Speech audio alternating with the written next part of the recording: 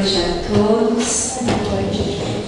Os nossos corações se alegram todas as vezes que nessa casa nos encontramos, nos reencontramos. Então, mais uma vez, aqui nessa nossa reunião fraterna, recebendo o nosso querido Marcelo, do EB de Londrina, já se sinta abraçado, acolhido, à vontade. Aqueles que chegam à nossa casa pela primeira vez, também sintam o nosso abraço fraterno, que essa seja a primeira de muitas vindas até aqui a esse encontro. Então, vamos para o início de mais uma reunião, embora já tenhamos sido envolvidos pela música. Vamos procurar então, nessa oração de início dos trabalhos, silenciarmos na medida de que aqui sabemos que é o nosso coração que tem que se abrir para recebermos a mensagem que cada um de nós necessita, para recebermos a paz, a tranquilidade, o envolvimento. E neste mês que é aqui, de março, comemoramos os aniversários, na verdade, né, do centro e do lar, que possamos reverenciar a todos aqueles que nos antecederam e que proporcionaram esse momento que hoje vivemos, que aqui deixaram seu testemunho de amor, de fidelidade ao Cristo, à sua mensagem, que eles sejam amparados, envolvidos também em suas trajetórias, e que nós também possamos fazer a nossa parte, dar a nossa contribuição. Agradecidos a Deus, o nosso Pai, pela oportunidade de mais uma existência física, que possamos ter sempre em mente essa responsabilidade, a responsabilidade do compromisso assumido, nessa jornada evolutiva, nessa jornada espiritual de ascensão e de criação e de aproximação de Deus, o nosso Pai. Que todos nós sejamos abençoados, que o nosso país seja abençoado, que aqueles que tenhamos agora em mente, que necessitam também de orações, que possam ser envolvidos nesta prece e nas vibrações desta noite. E com a paz de Cristo, possamos então desfrutar mais uma vez desse encontro de aprendizado, desse encontro onde nossas almas se alimentam, se revitalizam.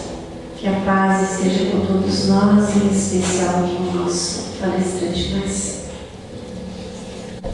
Boa noite a todos. Que Deus seja conosco hoje e sempre. E eu fico feliz de estar aqui novamente, podendo conversar um pouco sobre a doutrina espírita, nesta casa, a doutrina que nos acolhe, que renova o pensamento de Cristo, que nos traz consolo e nos traz informações e esclarecimentos da nossa realidade espiritual.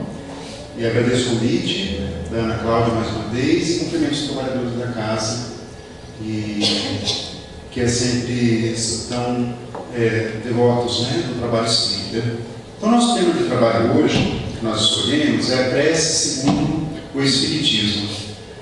É muito interessante nós estudarmos sobre a prece. Nós fazemos preces, agora eu vejo uma prece, fazemos em casa, outras religiões, todas as religiões trabalham com essa questão da prece.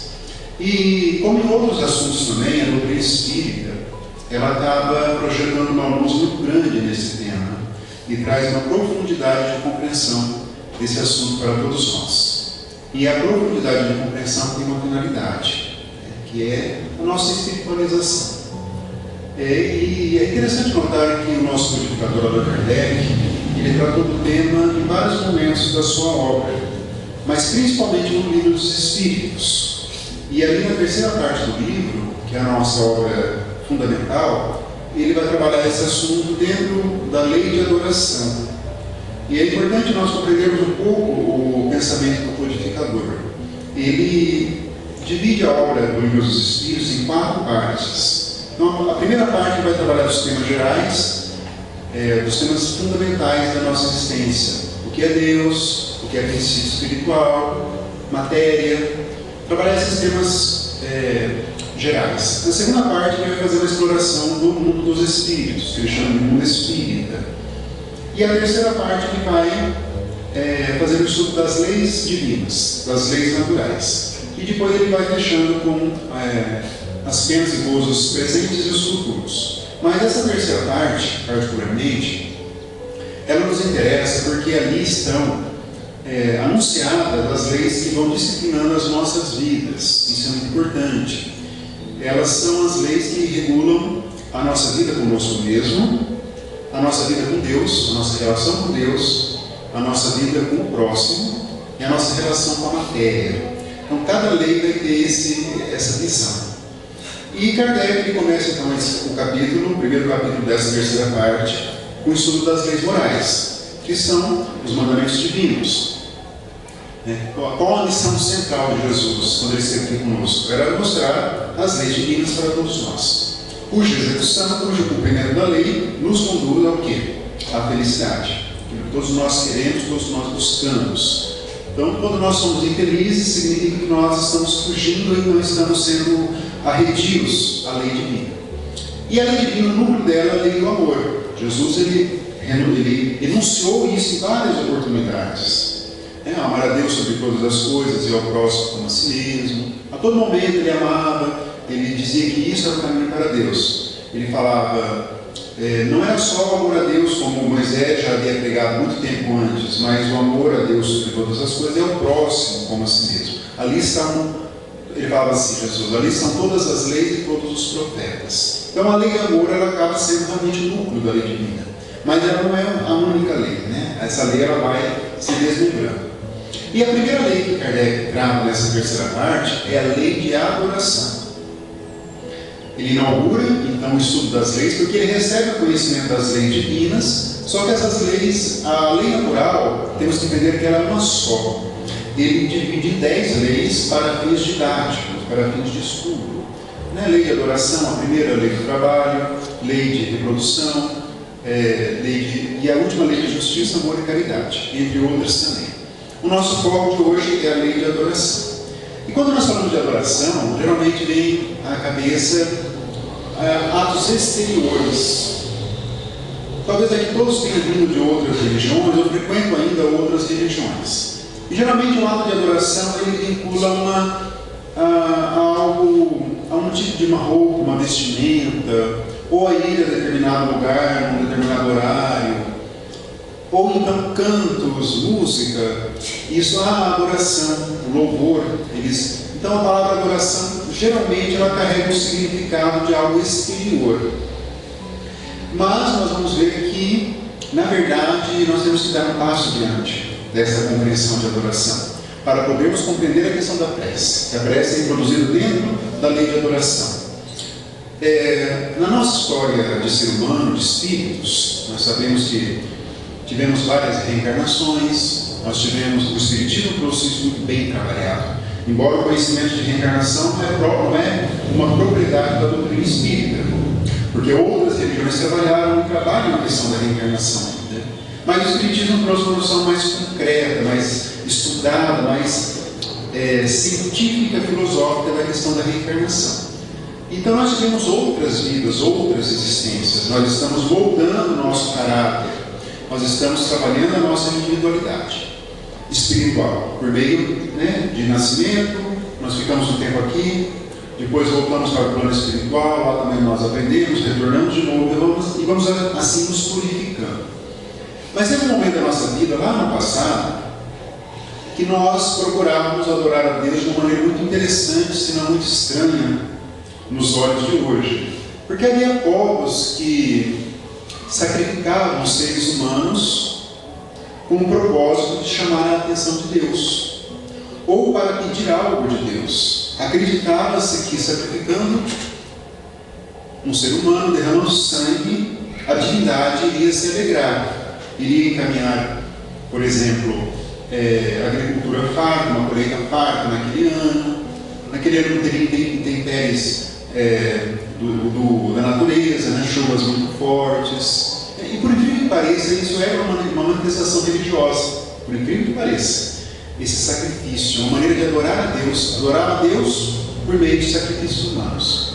Mas nós fomos progredindo, o tempo passou, e do sacrifício humano passou para o sacrifício de animais. Durante muito tempo, muitos séculos, se sacrificavam animais. Até hoje, vamos dizer assim, algumas manifestações religiosas sacrificam animais. Isso ocorre no presente. Mas no passado acontecia com mais, era mais corrente, né, acontecer isso. Até na Bíblia é muito comum, ali no Novo Testamento, quando Jesus esteve conosco, é muito comum mencionar que os judeus, eles sacrificavam pequenos animais no templo, pombos principalmente, em troca de um favor divino, em troca de alguma coisa. Assim que era feita então a adoração. Uma das maneiras de adorar, sacrificava-se um animal. E também em Roma, embora Roma naquela época não era cristã ainda, mas em Roma também sacrificavam para os deuses do panteão romano animais. No começo do livro Há 2000 anos, do Espírito Emmanuel, ele conta a história dele mesmo, quando ele foi senador romano, na época de Jesus. Ele estava lá vivenciando o problema, daí o amigo dele chega e pergunta para ele: mas você já sacrificou alguns animais lá no templo, salvo engano, era de Júpiter, e em troca do favor divino, para poder se livrar do problema? Então, uma maneira primitiva de adorar a Deus. E também depois, com o tempo, os séculos passaram e usaram-se cristais, até hoje, algumas manifestações religiosas usam, pedras, tudo isso para chamar a atenção de Deus. Mas Jesus, mesmo naquela época, 2000 anos, ele já trouxe um ensinamento que iria romper com essa noção de adoração divina. Jesus ele trouxe muitos assuntos que rompiam com as tradições religiosas da época, tanto que ele não foi aceito pelo judaísmo dominante. Ele foi crucificado em razão de ter oposto ideias contra as ideias dominantes ali daquela época.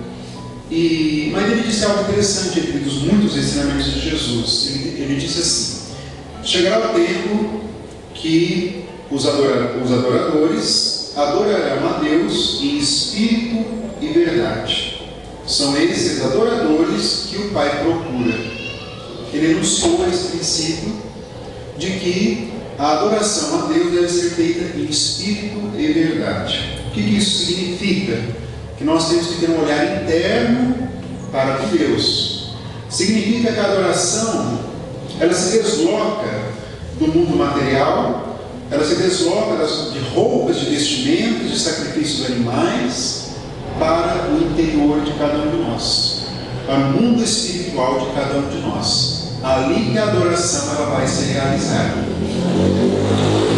E os séculos passaram e chegamos até o Espírito, no século XIX. E aí a lei de adoração ela vai ser apresentada a partir do ensinamento de Jesus. Os adoradores adorarão a Deus em espírito e verdade. E Kardec pergunta como se dá isso. E eles respondem aos espíritos que isso se dá por meio do pensamento, a adoração. O primeiro elemento da adoração se dá por meio do nosso pensamento. O pensamento é essa construção interna do nosso espírito. Ali começa. E ali haverá várias questões. Kardec pergunta se vale mais a adoração individual, a adoração coletiva, se vale mais a adoração feita de forma exterior ou não. E eles vão repetindo a ideia de que sempre a adoração deverá ser feita por meio do coração. Tem até uma expressão bonita, bem poética no Livro dos Espíritos, que diz assim, que os cânticos não chegam até Deus senão por meio do coração. Isso está lá nessa lei de adoração. Então nós temos que ver que a lei de adoração, ela é uma lei que vai nos revelar a nossa relação com Deus. No fundo, lá no fundo é isso. Isso não está explícito, isso decorre das perguntas desse conhecimento. Como que dá? Então cada um de vocês deve pensar qual é a nossa relação com Deus. Como que dá essa relação com Deus? Então, isso se dá por meio da adoração. A adoração, ela é a nossa conscientização de que somos seres espirituais, de que somos seres divinos, encarnados temporariamente, fazendo o nosso processo evolutivo, mas a nossa realidade verdadeira é a realidade espiritual. E esse processo de conscientização vai nos gabaritando para uma melhor compreensão da lei divina de adoração. E tudo isso é importante por qual motivo? Porque as leis divinas são o caminho para a nossa felicidade. Todas elas, todas as leis. A lei de adoração, ela vai então nos dizer dessa relação nossa com Deus. Logo na sequência desse conhecimento geral, aí vem o estudo da prece, ali no Livro dos Espíritos. E Kardec vai então perguntar o que é prece. Aí eles vão dar ali várias possibilidades, finalidades da prece. Eles vão dizer que a prece, a primeira definição, é um ato de adoração. A adoração é um sentido geral. A adoração é o sentir Deus dentro de nós e como nós vamos nos portar. Uma das maneiras de adorar a Deus é pela prece. Então a prece, ela é essa maneira de adorar. E além disso, é um ato de comunicação com Deus. Isso está tudo no Livro dos Espíritos. Hoje a minha fala está centrada no Livro dos Espíritos. É um ato de comunicação. Nós vamos liberando os pensamentos que atingem a divindade. Diferente dos passes numa casa espírita, os passes são uma transmissão de fluidos. Todos nós somos carregados de fluidos. Uma câmara de passe, o que existe ali? Existe uma transmissão de fluidos do plano espiritual e do plano material que se juntam. Os espíritos estão nos auxiliando no passe e juntam-se os fluidos e eles são dirigidos ali para o que está tomando um passe. Já a prece está no campo da comunicação, é diferente. Está no campo de nós temos uma posição proativa em relação à divindade. Na meditação nós vamos tentar o silêncio interior. Não está no campo da comunicação. A meditação é o olhar para dentro. A prece é um ato de liberação das nossas ideias. E ali vai ser dito também que além de ser um ato de adoração, além de ser um ato de comunicação, é um ato de louvor. Nós estamos louvando, estamos reconhecendo a nossa paternidade divina. Fazemos isso também por meio da prece. E na sequência é dito que a prece é um ato de pedir. Aí eu penso que todos nós nos identificamos com esse conceito de prece, porque todos nós pedimos geralmente algo por meio da prece. É claro que o pedido nosso ele vai evoluindo de acordo com a nossa evolução. Eu tenho certeza que todos aqui que se encontram já avançados, digamos, no conhecimento espiritual, já não pedem a mesma coisa para Deus do que pediu talvez algum tempo atrás, quando não tinha tanto conhecimento de espiritualidade. Porque quanto mais nós vamos evoluindo significa conhecendo as coisas divinas e pautando o nosso comportamento por essas coisas divinas. Nós vamos entendendo o que realmente é importante para nós. Então, às vezes nós pedimos, ou chegamos a pedir até algo material. Não é errado, não é equivocado. Só que isso demonstra talvez ainda um conhecimento rudimentar da questão da espiritualidade. Eles vão dizer muito isso, que a prece, ela deve realmente significar um pedido que conduza ao nosso processo de evolução. Então, se nós estamos passando por um problema muito grave, por exemplo, nós não devemos pedir a solução imediata desse problema, por mais que é isso que nós queiramos. Todos nós, quando estamos passando por um problema grave, nós queremos uma solução, às vezes automática, às vezes muito rápida, instantânea. Então, a tentação é nós pedirmos para Deus, Pai, por favor, resolva isso, afaste de mim.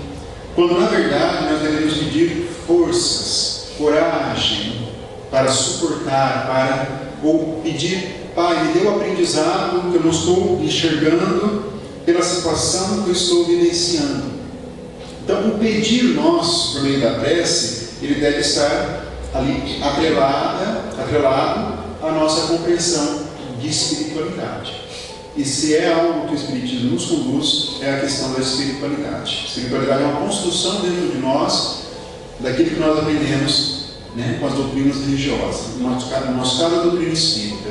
Emmanuel vai dizer isso no último parágrafo da introdução do livro Nosso Lar, que precisamos sim de espiritismo, mas muito mais de espiritualidade. O espiritismo está no campo teórico, no campo ainda do conhecimento, enquanto a espiritualidade é o resultado da prática dos princípios dentro de nós. Então a petição, os pedidos que nós vamos fazer no meio das preces espíritas, eles devem estar voltados a uma compreensão mais ampla da nossa vida aqui enquanto encarnados. Então isso é fundamental que nós tenhamos em mente. E a última conceituação que é dada da prece, ato de adoração, ato de louvor, ato de comunicação, ato de pedir, a questão da gratidão. Por meio da prece nós externamos gratidão a Deus. Isso é dito lá no Livro dos Espíritos. E hoje está muito em voga, o livro é de 1857. Mas hoje é muito em voga a psicologia, ramos do conhecimento humano, trabalhar a questão da gratidão como sendo um importante fator de felicidade pessoal, independente de religião. Eu tenho lido muito a respeito disso. Isso já está no Livro dos Espíritos. Vamos expressar gratidão a Deus por tudo. Gratidão por estarmos encarnados, gratidão por termos nossa família, ou nosso trabalho, ou quem está desempregado, gratidão por estar tendo a possibilidade de treinar a paciência até conseguir um novo trabalho, ou para quem está passando uma situação financeira mais grave, treinando a resignação, mas trabalhando, atuando, o espírito deve sempre trabalhar no sentido de movimentar as suas energias. Inclusive a lei do trabalho, que é a segunda lei, depois da lei da oração, no Livro dos Espíritos, no fundo, ela nos convida a movimentar as nossas potencialidades. Isso é a lei do trabalho. Então, nós temos que exercer a gratidão por estarmos encarnados, por termos um corpo físico, por estarmos aqui reunidos, podemos aprender um pouco mais da doutrina espírita. E por muitos outros fatores. Temos gratidão para tudo. Então é importante que nós externemos isso, essa gratidão, por meio das preces. Então nós vamos engrandecendo a nossa existência com todas essas possibilidades por meio da prece. A prece ela vai nos engrandecendo. Logo na sequência, depois desse conceito geral de prece, ainda no Livro dos Espíritos, eles vão dizer algumas características da prece. E dentre as características que são relacionadas ali, eles falam que a prece dos Espíritos, que ditaram a resposta para Allan Kardec, ela deve estar impregnada de fervor e fé, para alcançar o alvo, que é Deus, o objetivo. E esse fervor, essa fé, nós temos que desenvolver. Ela não vem assim gratuitamente. Como todas as outras virtudes cristãs, a fé racional trazida pela doutrina espírita, de acreditarmos que existe Deus, que existe um Deus justo, de amor, e de nos pautar com coragem por meio dessa fé, é uma construção de cada um de nós. Isso não vem de graça. Deus nos criou simples e ignorantes no nosso passado espiritual, porque o trabalho de evolução ele é individual, ele não é transferível. Jesus ele veio ensinar o caminho, não veio fazer o que cabe a nós mesmos fazermos. Então essa fé e esse fervor é um dos grandes elementos que vai dar um polimento, por assim dizer, às nossas preces. Não é só o balbuciar as palavras, não é só a concentração, mas é o fervor, as preces feitas com fervor. Quando eu vejo fervor em termos de cristianismo, eu sempre lembro dos grandes personagens dos primeiros tempos do cristianismo, os chamados mártires, e principalmente a obra do Espírito Emmanuel, os romances históricos, trazem muitas informações desses mártires. Mas quando nós vamos lendo ali o Aloysio Nunes, que eu citei agora há pouco, a Lívia, a esposa do Públio Lentulus, aquele exemplo de fé diante de várias adversidades, fé fervorosa. Quem leu a obra vai se lembrar que ela teve um encontro com Cristo rapidamente, e ela fazia parte do patriciado romano, da elite romana, elite econômica, elite em todos os sentidos, que não se misturava com a plebe, e ela saía da casa e ia atrás da mensagem do Cristo, e depois passou a ter uma fé fervorosa. Isso é realmente impressionante. Vamos ali para o Paulo Estevão, vemos a fé de Estevão, divulgando a palavra, o próprio Paulo de Tarso logo depois. Então essa fé desses primeiros cristãos que nos exemplificaram.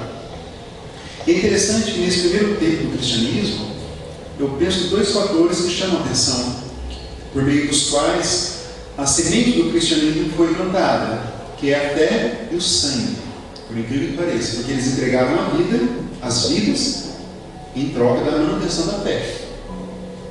Então isso é muito impactante, e nós hoje, né, passados 2000 anos, né, um pouco menos, um pouco mais dessa época dos primeiros cristãos, nós temos que reverenciar a memória de todos eles, porque eles nos ensinaram verdadeiramente o que é a fé, tirando, é claro, a figura do Cristo, né, mas depois de Cristo, realmente a fé ela foi exteriorizada por esses grandes mártires. Então é por meio da fé, desse fervor, que as preces elas conseguem ter uma força maior. Então nós temos que, né, procurar desenvolver isso dentro de nós, porque todo o trabalho do virtuosismo cristão é um trabalho de construção. Nenhum de nós aqui está acabado, nós somos espíritos inacabados, né? Estamos construindo cada dia, colocamos um tijolo no nosso processo evolutivo, e é assim que acontece com essa questão da fé também, né? Então isso é muito importante, fervor e fé, que passe pelo coração, vão dizer ali os espíritos. E eles vão dizer também que a fé ela vai dar um colorido especial, mas juntamente com a qualidade, né? Eles vão falar que não importa o tempo da prece, o que importa é a qualidade da prece. Muitas pessoas falam, mas eu não sei fazer prece, ou não faz uma prece quando acorda ou quando dorme, mas é fundamental que nós tenhamos essa noção de que a prece é um ato de comunicação simples. Às vezes uma prece de agradecimento, obrigado meu Pai por isso, por aquilo, já é uma prece quando feita pelo coração. Então é importante que nós saibamos. Então a prece ela deve ser introduzida no nosso dia a dia de uma maneira racional, é claro. Não podemos, né, ficar a todo momento dependentes disso. Não é isso que a doutrina nos ensina. Mas é interessante que a prece, isso vai dizer o Espírito João de Ângeles, ela deve ser feita, ela é para o espírito o que o alimento material é para o corpo físico. Então ela vai nos sustentando em tudo isso. Logo depois tem um tema que é bem interessante, que o Espiritismo vai realmente destravar, digamos assim, que é a relação da prece com as provações, com os sofrimentos nossos. É muito comum outras religiões, eu vejo muito isso nas redes sociais, religiões cristãs que se utilizam da prece para pedir algum favor, algo da divindade, algum favor, favores materiais. Eu estava com um problema, eu vou pedir para Deus, ou faz uma prece para mim, pede para a pessoa responsável da religião, para afastar ou para acontecer algo na vida dela. A prece, né, ou afastar um sofrimento. Então Kardec vai perguntar especificamente sobre essa relação de prece e sofrimento. Será que a prece ela pode afastar um sofrimento? Ela pode afastar uma provação? Não é uma resposta automática fácil, como não existe um tema muito fácil na doutrina espírita, porque requer sempre uma análise espiritual, uma análise do nosso passado espiritual. Mas é importante que nós façamos esses raciocínios para o nosso desenvolvimento espiritual. Mas eles vão dizer os espíritos que existe um conjunto de provas. Quando nós falamos de provas na doutrina, estamos falando de desafios existenciais que, se cumpridos corretamente, vão nos colocar numa posição espiritual melhor quando nós retornarmos ao plano espiritual. E tem a questão das expiações, essa palavra é muito comum. E as expiações elas carregam tanto de sofrimento, geralmente porque nós violamos a lei divina, então trazemos um campo expiatório. Na prática, nós não temos como ajuizar, separar o que é provação e o que é expiação, enquanto nós nos encontramos aqui. Mas nós entendamos que os desafios da vida, né, as dificuldades da vida, os sofrimentos humanos, isso constitui então provas e expiações. Algumas dessas provas e expiações estão presas, vinculadas ao nosso passado espiritual. Então não há uma mudança, não haverá, mesmo que a pessoa tenha prece fervorosa, diz o Espírito, mesmo que ela tenha a intenção de pedir o afastamento, isso não vai acontecer. Mas tem um outro efeito. Por mais que o sofrimento não é afastado, as provas vão continuar, mas a prece tem um valor. Qual é o valor da prece nesses casos de sofrimento, de provações? É amenizar esse sofrimento, é encorajar aquele que faz a prece para vencer os obstáculos e os desafios da vida. Então, não é que a pessoa, então eu não vou, já que eu tenho que passar por isso mesmo, então eu não vou orar, não vou fazer prece. Não é isso, não é assim. Né? A prece ela nos fortalece para os desafios da vida. Por isso que nós não devemos pedir a solução imediata dos problemas, devemos pedir força, coragem, resignação, paciência, para vencermos esses obstáculos da vida. Tudo vai se encadeando. Mas existem outras provas que vão, ou outras circunstâncias da vida que surgem a partir de algum comportamento nosso atual. Né? Nem tudo está vinculado ao nosso passado espiritual. E também nós não temos como saber exatamente se está no passado ou se não está no nosso passado espiritual. Mas existe sim algumas circunstâncias que podem ser alteradas por uma prece, a depender, claro, de vários fatores. Isso é muito comum, recorrente na obra do Espírito André Luiz. Ali nós vamos ver a pujança do que uma prece é capaz de fazer. Saindo um pouco do Livro dos Espíritos, que ali é a parte teórica sempre. É a obra do Espírito André Luiz, que começa com o Nosso Lar e termina com E a Vida Continua. São 13 livros que procuram desdobrar, materializar os ensinamentos contidos na obra do Codificador. Mas ali vamos ver a pujança da prece. É muito comum um espírito encarnado, um personagem encarnado fazer uma prece e essa prece atingir ali o seu alvo. Existe toda uma organização no plano espiritual para o estudo das preces. Não é como nós imaginamos algo totalmente fluido, totalmente místico, por assim dizer. No livro Entre a Terra e o Céu, por exemplo, é uma família, né, com vários problemas, mas que me chama a atenção nesse assunto da prece. Logo no começo do livro, uma adolescente ela faz uma prece tão fervorosa que essa prece alcança a colônia Nosso Lar, da onde ela era egressa. E acabou atingindo algo, ela foi estudada, se merecia ou não ser atendida, essa prece, e isso desencadeou o auxílio do plano espiritual em favor da família. Quem leu a obra vai se lembrar disso. E quem não leu, fica o convite da leitura, Entre a Terra e o Céu. Então ali é um dos exemplos que uma prece é capaz de desencadear. Não alterou em nada os acontecimentos, mas provocou o auxílio dos espíritos para que a solução viesse por conta de cada um dos encarnados. E esse é um fator interessante da prece, quando nós falamos do auxílio do plano espiritual. Até agora nós falamos de Deus, a prece para Deus. Realmente nós devemos trabalhar o contato com Deus mais proximamente. Mas nós espíritos, além de Deus, nós temos por hábito, corretamente, fazemos preces para Jesus, para espíritos protetores, espíritos que conduzem os trabalhos da casa espírita também. Isso é comum e correto.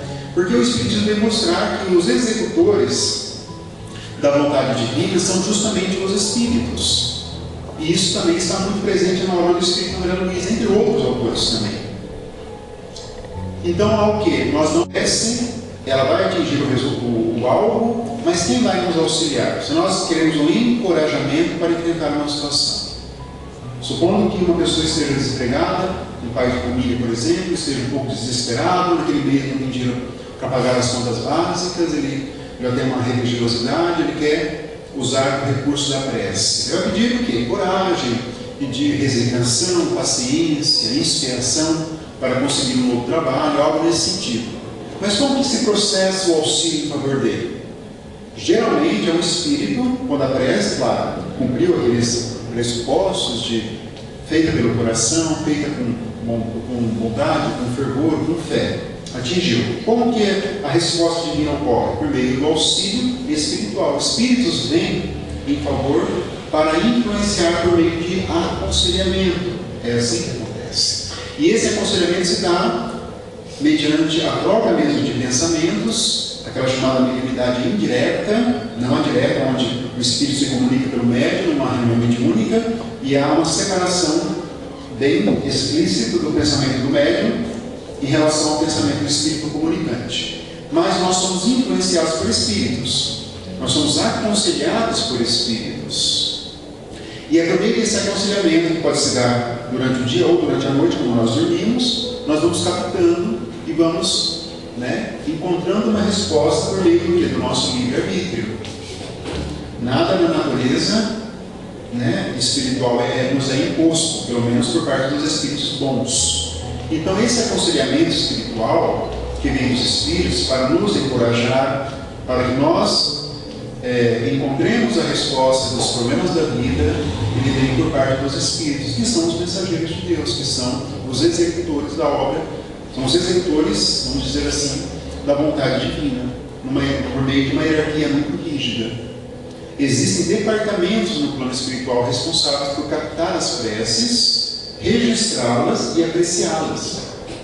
Quando nós vamos lendo a obra do Espírito de Luís, que na minha opinião é mais detalhada, vamos nos surpreendendo com esse detalhamento das preces. Isso é muito recorrente. E se será atendida ou não.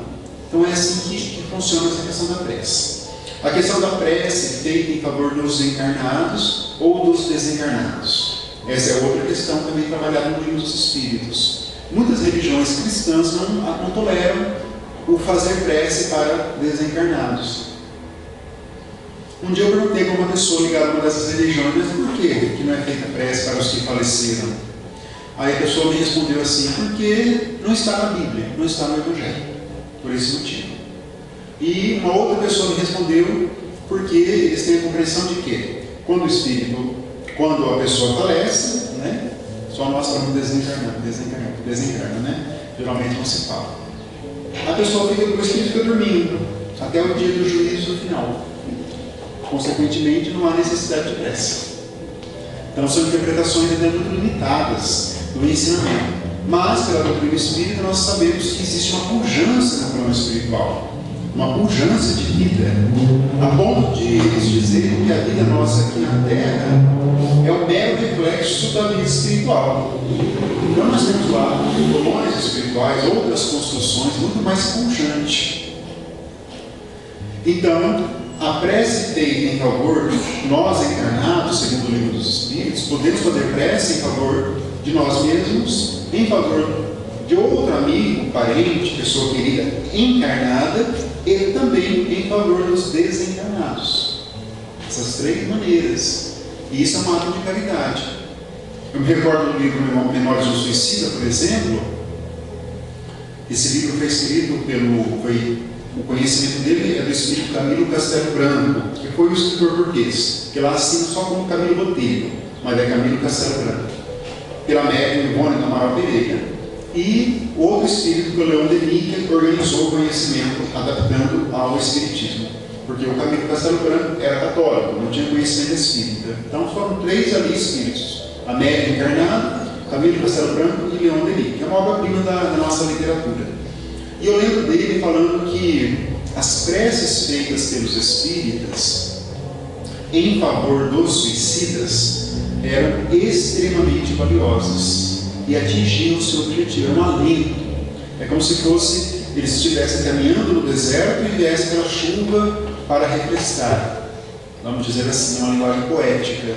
Porque nós sabemos que os suicidas, eles em um primeiro momento se encontram numa situação muito perturbadora, até acontecer um resgate, irem para uma colônia e depois planejar a nova encarnação para se acercarem com a lei divina. Mas o suicida, ele joga o espírito para uma situação muito dolorosa e geralmente eles ficam num estado de perturbação espiritual que nem uma prece eles conseguem fazer. Então eles dependem do auxílio de outras pessoas. Então nós aqui encarnados podemos sim ajudar por meio de preces a uma pessoa que cometeu esse ato do suicídio. Esse é o exemplo. O próprio Espírito André Luiz, ele vai narrando a situação dele lá no Brau, no comecinho da obra do Nosso Lar. Mas não sei se vocês lembram, ou para quem já leu a obra, ou quem assistiu ao filme, ou as duas coisas, teve um momento em que ele foi um momento crucial para que ele fosse atendido, para que ele recebesse um auxílio mais direto. Foi o momento da prece. E ele fala assim, ele vai narrando a perturbação, as perturbações lá no lugar que ele se encontrava, que ele chamou de umbral. Mas aí depois ele falou assim, mas não é possível, deve haver um ser superior que possa, mais ou menos isso, com as minhas palavras, um ser superior que possa me retirar desse lugar. Aí ele fez uma prece. E nesse momento que ele conseguiu enxergar o auxílio espiritual em favor dele, que era o ministro Clarence e outros espíritos ali auxiliando para que ele fosse conduzido até a colônia Nosso Lar. Mas depois a mãe dele vai dizer ali na colônia, vai ter um encontro com a mãe dele, muito comovente, e ela vai dizer: mas André, nós estivemos lá com você no umbral em várias oportunidades, mas você não nos viu. Então o auxílio era dado, mas ele só viu depois da prece, porque é da lei de Deus que os sofredores têm que fazer a sua parte para que recebam o auxílio divino. E ele abriu esse campo, a prece, ela proporciona essa abertura de um campo espiritual para o recebimento do socorro espiritual em casos de sofrimento, porque a prece, nós já falamos, tem múltiplas funções na nossa existência. Então o espírito que ora, ou então nós, quando fazemos prece em favor dos espíritos, nós propiciamos que esse espírito possa abrir um campo espiritual para poder receber o auxílio. Então a prece é um elemento indispensável nas nossas vidas, seja a nossa vida de encarnado ou na nossa vida de desencarnado. Isso é tão importante que Kardec colocou como sendo a primeira lei, na lei de adoração. Reparem que nada é sem propósito. Quando ele vai trabalhar as leis divinas, as 10 leis do Livro dos Espíritos, ele começa com a lei de adoração, que é a lei que nos prende, vamos dizer assim no bom sentido, a Deus, diretamente a Deus. Por mais que a ideia vai ser recorrente depois no livro dos médiuns, no livro, principalmente no Evangelho segundo o Espiritismo, no Pedi e Obtereis, que é um dos últimos capítulos do Evangelho segundo o Espiritismo, também tem ali um estudo prévio da prece. No Céu e no Inferno, ou a Justiça Divina segundo o Espiritismo, também tem a questão das preces em favor dos espíritos. Espíritos que se comunicavam ali na reunião mediúnica, lá na Sociedade Espírita de Paris, alguns estavam tão perturbados e ele combinava para fazer uma prece. Então as preces têm múltiplas funções nas nossas vidas. E nós vamos melhorando essa questão das preces com tudo isso que o Livro dos Espíritos vem nos convidando, com esse fervor, com esse crescimento da espiritualidade, a pureza dos sentimentos, tudo tem que passar pelo lado do coração. Tem uma parábola de Jesus que eu acho muito interessante e que, de certa maneira, vai resumir, vai sintetizar essa questão da prece. Como que nós devemos entender mais profundamente a questão da prece, né? Que é a parábola do samaritano e do fariseu, né? Vamos entender primeiro, para entendermos a parábola, que nós temos que entender a função de alguns personagens do Evangelho para entendermos a mensagem de Jesus. E isso é dito principalmente no começo do Evangelho segundo o Espiritismo. Jesus ele encarnou em meio ao povo judeu, porque o povo judeu na época era um povo que tinha uma noção muito já trabalhada na questão de um Deus único.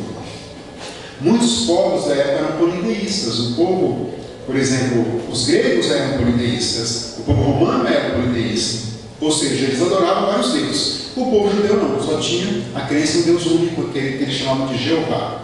E, em razão disso, eles acabaram, então, tendo essa oportunidade, essa glória de receber o Mestre, né, o Espírito puro que foi Jesus. Então, Jesus usava os elementos do povo judeu para transmitir o seu conhecimento. O Evangelho de Jesus ele é baseado na exemplificação, principalmente dos costumes judeus. Então, nós temos que entender alguns personagens para entendermos as parábolas. As parábolas são uma história fictícia com um grande conhecimento moral. E Jesus legou para nós um conhecimento muito vasto por meio dessas parábolas, muito vasto. Então, a parábola do fariseu e do publicano, quem eram os fariseus? Os fariseus eram pessoas muito ligadas à religião, ao judaísmo da época. Eram como se fossem sacerdotes. E então eram pessoas importantes, eram pessoas respeitadas na sociedade, usavam suas roupas diferenciadas. E Jesus travou vários embates com esses fariseus. Jesus ele quebrava os paradigmas ali, ele tinha alguns embates doutrinários com os fariseus. Um fariseu muito famoso era Paulo de Tarso. Antes da conversão, ele era um fariseu do templo. Então esse fariseu tinha muito conhecimento. E o publicano? Quem eram os publicanos? Os publicanos eram pessoas como se fossem um funcionário público da área de impostos, que recolhia impostos dos judeus em favor do Império Romano. Lembrando que quando Jesus estava ali, a Judéia estava sob o domínio do Império Romano. Então Roma dominava. E, consequentemente, o dinheiro, Roma dominava para fins claro, distraído o dinheiro, todos os bens materiais possíveis. Então, o publicano era um judeu, mas recolhia impostos em favor do Império Romano. Em consequência disso, eles eram detestados, essa palavra, pelo povo judeu. Então, havia muitos publicanos, eles eram realmente, isso virou uma questão religiosa na época, religiosa. Então, vocês imaginem, um fariseu e um publicano. O publicano, pessoa de uma vida, na linguagem deles, e o fariseu, uma pessoa religiosa. E os dois foram ao templo orar, segundo a parábola de Jesus. Então, nós vamos imaginar à primeira vista que o fariseu, por ser uma pessoa religiosa, ter mais conhecimento, ele vai ter condições de fazer uma prece melhor. Nós vamos tirar essa conclusão dessa maneira. O publicano, por ser uma pessoa de uma vida, não. Mas não é isso que vai acontecer. Então Jesus ele diz assim: 2 homens subiram ao templo para orar. Um era fariseu e publicano o outro. O fariseu, conservando-se de pé, orava assim consigo mesmo: Meu Deus, rendo-vos graças por não ser como os outros, homens que são ladrões, injustos e adúlteros, nem mesmo como esse publicano. Ele aponta o publicano ainda. Jejuo 2 vezes na semana, dou o dízimo de tudo que possuo. Então ele vai orando a Deus, ofendendo muitas classes sociais. Ele acredita que o orar a Deus é cumprir algumas obrigações, como dar o dízimo, por exemplo, como jejuar 2 vezes. Vemos hoje muitas manifestações religiosas de outras denominações cristãs, também com jejum, com dízimo, de maneira muito intensa, como se isso fosse o propósito exclusivamente das coisas divinas. Então, é assim que ele orava, o fariseu. Aí o publicano, diferentemente, disse Jesus, o publicano, ao contrário, conservando-se afastado, não ousava sequer erguer os olhos ao céu, nem ficava olhando para baixo, mas batia no peito dizendo: Meu Deus, tem piedade de mim, que sou um pecador. Ele abriu ali o coração para Deus. O que vocês acham que quem foi, vamos dizer assim, que mais cumpriu a contento o diálogo com Deus? O fariseu que ofendia as pessoas, se colocava como uma posição superior, ou o publicano que abriu o coração dizendo: Eu sou um pecador? Aí Jesus ele conclui dizendo assim: Declaro-vos que este, o publicano, voltou para a sua casa justificado, que podemos interpretar como sendo com a consciência tranquila. Voltou com a consciência tranquila. E o outro, o fariseu, não. Porquanto aquele que se eleva será rebaixado, e aquele que se humilha será elevado. Então é um exemplo de que as preces, quando bem feitas, não interessam a maneira, a vestimenta, a roupa, ou por quem está sendo feita. O que interessa é que elas devem partir de onde? Do coração, dos sentimentos, da pureza espiritual. Não é porque a pessoa está dentro de uma religião que ela vai conseguir então atingir o alvo por meio das preces. As preces estão ligadas ao nosso trabalho de reforma íntima, de transformação espiritual.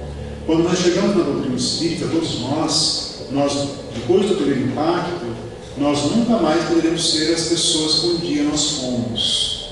Não há possibilidade mais. Nós vamos ter que evoluir por uma questão de necessidade. Porque vai dizer o Espírito Emmanuel que, numa das suas mensagens, ele diz assim, conversando com o leitor: se a tua inferioridade já te cansou, está na hora de você virar os olhos para Deus. Se a tua inferioridade já te cansou.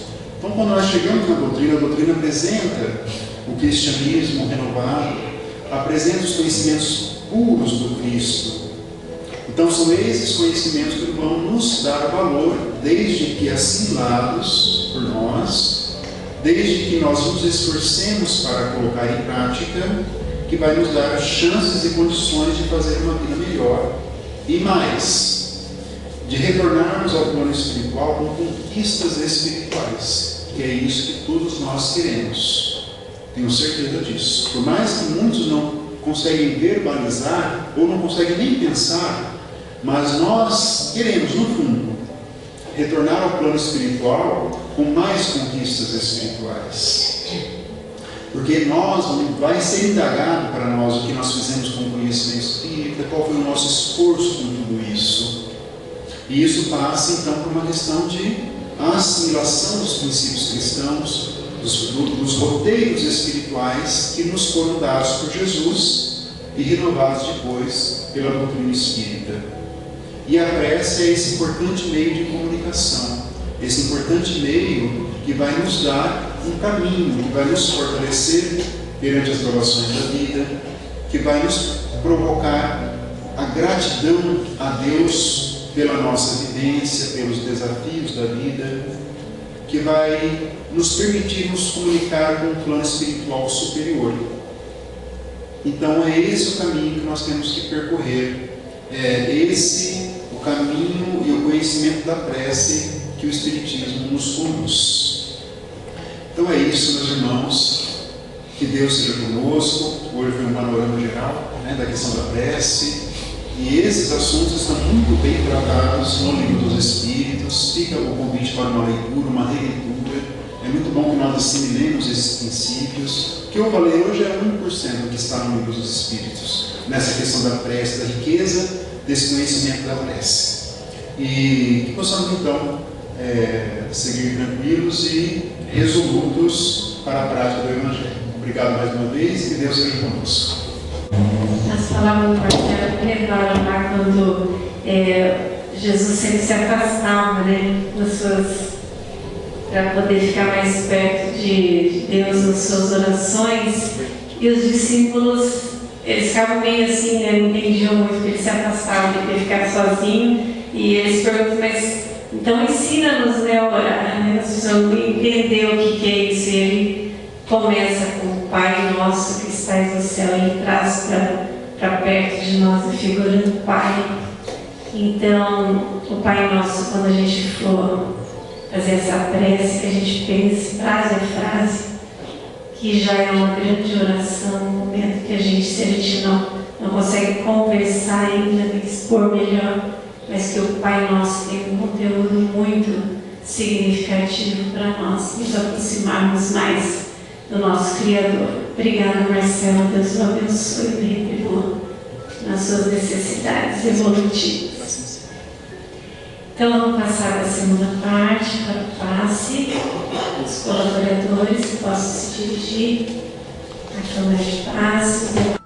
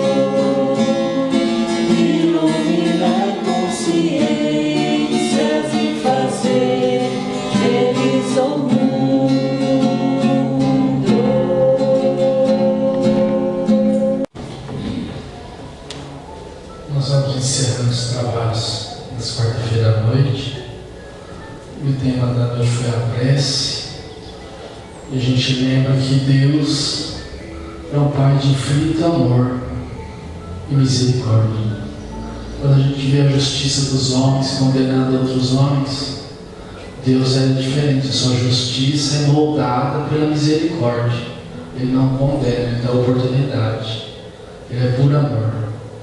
Ele é justo, mas a justiça dele é moldada pela misericórdia infinita do seu amor. Então, quando a gente tem uma expiação para passar, uma prova para passar, muito difícil, e a gente se debate, a gente não consegue resolver o problema, e às vezes a gente ora à noite e o nosso mentor conversa conosco durante o sono, no desdobramento, nos dá uma paz. A gente acorda no dia seguinte e a prova está lá, do mesmo jeito, mesmo problema, mesma dificuldade. A gente acorda com outra vibração, a vibração de Deus de amor. E a gente consegue resolver o problema com mais facilidade. E lembrando Pedro, o apóstolo, falava que o amor cobre uma multidão de pecados. Então a gente tem que orar muito, pedir a Deus para a gente aprender a amar, que o amor cobre uma multidão de pecados. O amor, ele suaviza as dores, né? E a gente às vezes, como diz o ditado, se a gente não vai por amor, a gente vai pela dor. Então a gente tem que aprender a se libertar da dor, aprendendo a amar, compensar as nossas dívidas, nossas dificuldades do passado, com muito amor uns pelos outros, e a Deus sobre todas as coisas. Então o amor é o tônico da vida, é o objetivo maior da vida, a gente aprender a amar. Deus é todo amor.